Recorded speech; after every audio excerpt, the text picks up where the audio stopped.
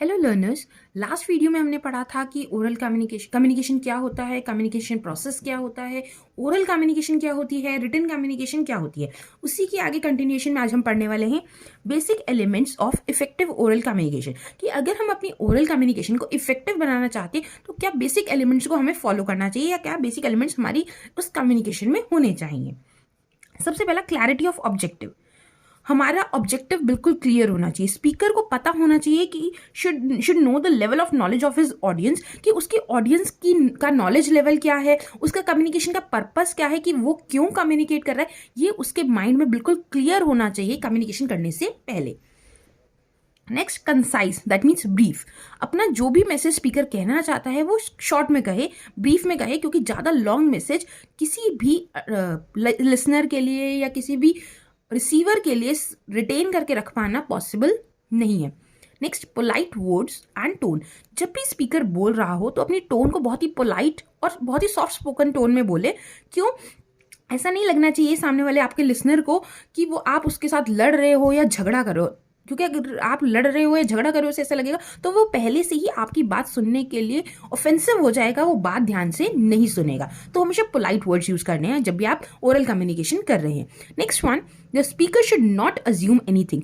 Speaker के लिए क्या बात जरूरी है कि वो अपने आप से पहले से अज्यूम नहीं कर लेगा कि मेरे लिसनर ये सोच रहे हैं, या किसी भी तरीके से कुछ भी अजम्पशन नहीं करना है अपने ऑडियंस के लिए। यानी कि किसी भी बुक को डोंट जज बुक बाय इट्स कवर, मतलब उसकी कवर देखकर कभी भी किसी बुक को जज नहीं करना चाहिए। सिमिलरली अपने ऑडियंस को देख के उनके बारे में पहले से ही कुछ भी अजम्पशंस नहीं बनाने हैं स्पीकर को। ये तो थे हमारे basic elements of oral communication. Next, basic elements या ऑफ इफेक्टिव रिटन कम्युनिकेशन, कि अगर हमें अपने रिटन कम्युनिकेशन को इफेक्टिव बनाना है तो किन पॉइंट्स का ध्यान रखना है। सबसे पहले इसमें भी same thing, know the audience. अपने ऑडियंस के बारे में आपको नॉलेज होनी चाहिए कि उनका एजुकेशन लेवल कितना है, कल्चरल बैकग्राउंड क्या है, ताकि आप कोई भी ऐसी बात कम्युनिकेट ना करो जो उनके सेंटिमेंट्स के अगेंस्ट हो या जो उनके सेंटिमेंट्स को हर्ट करे। Next one, organise your thoughts. जब भी आप कोई मैसेज देना चाहते हैं, वेदर इट इज ओरल और रिटन, आपको उससे पहले अपने थॉट्स को ऑर्गेनाइज करके रखना है कि आपने उन्हें क्या कम्युनिकेट करना चाह रहे हैं। नेक्स्ट वन, कंसाइज, यानी कि brief and to the point. जो भी आप मैसेज लिखें वो कंसाइज यानी कि शॉर्ट में लिखें, ब्रीफ में लिखें और टू द पॉइंट लिखें। फालतू की डिटेल एक्सप्लेनेशन देने की जरूरत नहीं है। अवॉइड जार्गन्स को अवॉइड करें, मतलब जितनी भी हमारी टेक्निकल टर्म्स होती हैं वो कम्युनिकेशन में अवॉइड करें। क्यों? क्योंकि कई लोग ऐसे होते हैं जो कि इन जार्गन्स को अंडरस्टैंड नहीं कर पाते हैं। तो जार्गन्स कम से कम यूज करें जब भी आप कम्युनिकेशन का यूज अगर आप चाहते हैं कि आपकी कम्युनिकेशन इफेक्टिव हो। Next one, proof reading. Proof reading का मतलब होता है कि जब आपने रिटन कम्युनिकेशन जो देनी थी वो एक बार आपने लिख ली तो उसकी दोबारा से टेस्ट करो, चेक करो कि आपके कोई एरर्स तो नहीं रह गए हैं, उसके बाद किसी और को सेंड करो। ये हो गए हमारे एलिमेंट्स। अब हम पढ़ने वाले हैं ओरल कम्युनिकेशन और के बेनिफिट्स और लिमिटेशन। सबसे पहले बेनिफिट्स, स्पीडी। ओरल कम्युनिकेशन बहुत ही स्पीडी होता है, यानी कि बहुत स्पीड में ट्रांसफर होता है। इसके लिए हमारे को ज़्यादा टाइम नहीं देना पड़ता, इसलिए हमारी मनी भी सेव करता है, पैसे भी सेव करता है, हमारे एफर्ट्स भी सेव करता है। अगर मैं वहीं किसी को रिटन कम्युनिकेशन के थ्रू, लेटर्स के थ्रू कोई मैसेज भेज रही हूँ तो मुझे पैसे भी देने पड़ेगा, टाइम भी मेरा बहुत सारा लगेगा, तब जाकर उसके पास कम्युनिकेशन हो पाएगा। वहीं अगर हम ओरल कम्युनिकेशन की बात करें तो बहुत ही स्पीडी होता है, एकदम से मैं कम्युनिकेट कर सकती हूँ किसी भी पर्सन को। Next one, immediate feedback. Oral communication का सबसे अच्छा बेनिफिट ये है कि जब आप कम्युनिकेट करते हो तो आप लिसनर को देख कर भी और उसका रिस्पॉन्स आपको एकदम मिल जाता है, इमीडिएट फीडबैक मिलता है, और आप अगर चाहो तो कुछ उसमें चेंजेस करके भी एट द टाइम चेंज कर सकते हो। तो इसलिए हम ये भी कह सकते हैं कि ओरल कम्युनिकेशन बहुत ज़्यादा फ्लेक्सिबल होती है। कैसे फ्लेक्सिबल? कि अगर आपको लग रहा है कि आपके लिसनर को बात समझ नहीं आई है, उनके फेस देखकर, उनके नॉन वर्बल कम्युनिकेशन को जज करके, तो आप उसको किसी और एग्जाम्पल से थोड़ा इजीली एक्सप्लेन कर सकते हैं, चेंज कर सकते हैं। Next one, suitable for conveying feeling and emotions और फीलिंग्स को एक्सप्लेन कर सकते हो आप कि क्या फीलिंग्स और इमोशंस आपके रहे हैं, वो हमारे ओरल कम्युनिकेशन में ज़्यादा अच्छे से दिखते हैं as compared to written communication. Written communication में हमें नहीं पता चलता जो हमारा स्पीकर है वो गुस्से में है या बहुत ज़्यादा पोलाइट है, किस तरीके से। अगर उसकी टोन में ज़्यादा चेंजेस या रिक्वेस्ट कि वो नहीं लिख रहा है तो हमें नहीं पता चलता कि उसकी टोन क्या है। लेकिन ओरल कम्युनिकेशन में हम सामने वाले की फीलिंग्स और इमोशंस को भी बहुत अच्छे से समझ लेते हैं। And the last one is speaker can correct his mistake instantly. In case अगर स्पीकर से कोई गलती हो जाती है बोलने में, कम्युनिकेशन करने में, तो वो एट अ टाइम उसको चेंज कर सकता है। ये हमारा नेक्स्ट बेनिफिट हो गया ओरल कम्युनिकेशन का। अब आता है लिमिटेशंस क्या है oral communication. Limitations of oral communication, not suitable for complex और लेंदी मैसेज। ओरल कम्युनिकेशन कभी भी कॉम्प्लेक्स और लेंदी मैसेज के लिए कभी सुटेबल नहीं रहता। क्यों? क्योंकि हमारा दिमाग बहुत छोटा सा और ज़्यादा चीज़ें रिटेन करके नहीं रख पाता, तो इतना बड़ा मैसेज हम इजीली कम्युनिकेट नहीं कर पाएंगे और ना वो लेंदी हमारे को मैसेज समझ में आता है। Next, no permanent record. Oral communication का कोई भी परमानेंट रिकॉर्ड नहीं रहता। एज अ प्रूफ हमारे पास कुछ नहीं होता कि किस पर्सन ने क्या कम्युनिकेशन करी है।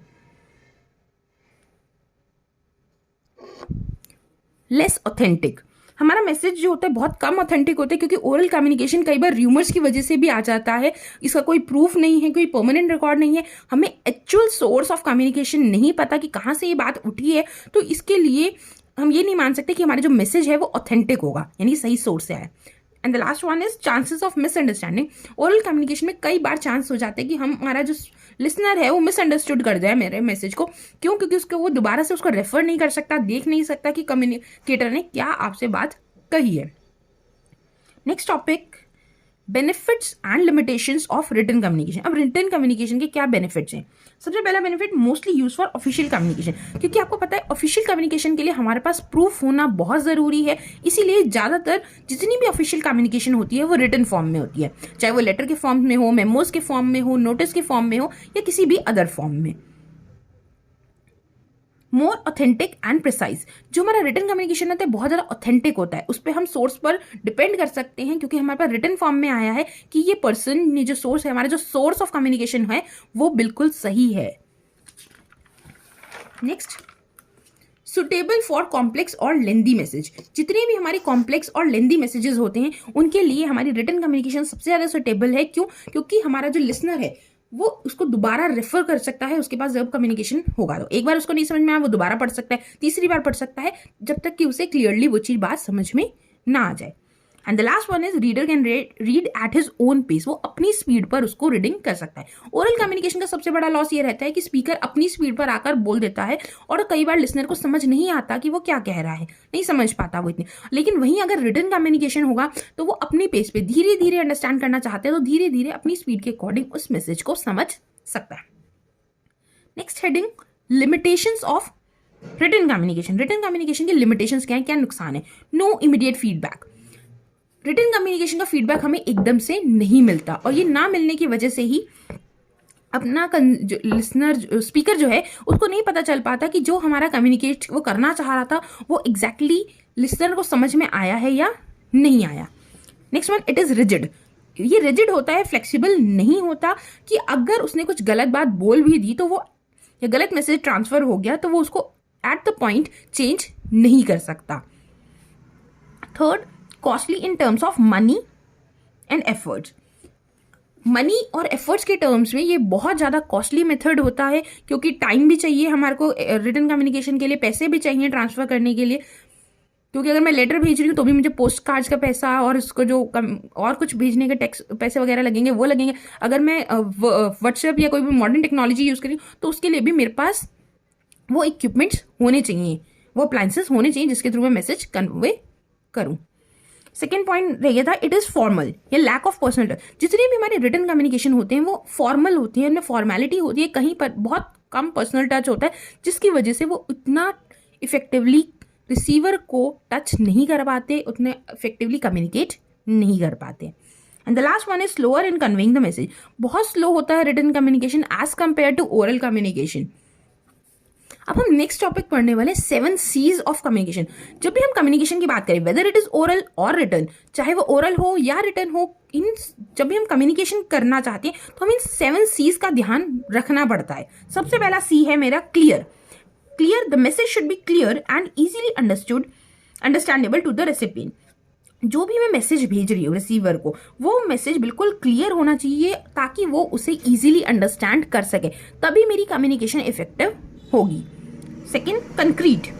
कंक्रीट का मतलब होता है जितनी भी फैक्ट्स और फिगर्स हैं उसमें मुझे बहुत ही क्लियरली मेंशन करने चाहिए अपनी कम्युनिकेशन में।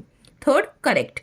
Message should be accurate, and without any grammatical errors. जो भी मेरा मैसेज होना चाहिए वो बिल्कुल करेक्ट होना चाहिए, कोई भी उसमें ग्रामेटिकल एरर्स नहीं होने चाहिए। कंसाइज, कंसाइज का मतलब होता है कि मुझे लेंदी मैसेज नहीं लिखना, ब्रीफ में मैसेज लिखना है, टू द पॉइंट मैसेज अपना लिखना है, कम से कम वर्ड्स में। Fifth point complete. कंप्लीट, अब मैंने फोर्थ पॉइंट में आपको बोला कि कंसाइज होना चाहिए, मतलब कम से कम वर्ड यूज करके आपको अपना मैसेज कम्युनिकेट करना चाहिए। बट इसका मतलब ये नहीं कि आप उसकी कंप्लीटनेस को ही खो दो। कंसाइज तो लिखना है, लेकिन साथ में आपका मैसेज कंप्लीट होना चाहिए। कम वर्ड्स में आपको अपनी पूरी मैसेज बताना है ताकि कोई भी रेलेवेंट इन्फॉर्मेशन मिस ना हो जाए। सिक्स्थ पॉइंट है consideration. Consideration means considers receiver's opinion. जो भी रिसीवर का ओपिनियन है उसे भी कंसिडर करो जब भी आप अपना कम्युनिकेशन कर रहे हो, कि आपका रिसीवर उस बारे में क्या सोचता है। And the last one is courteous. Courteous का मतलब it should not be biased and must show respect of the recipient.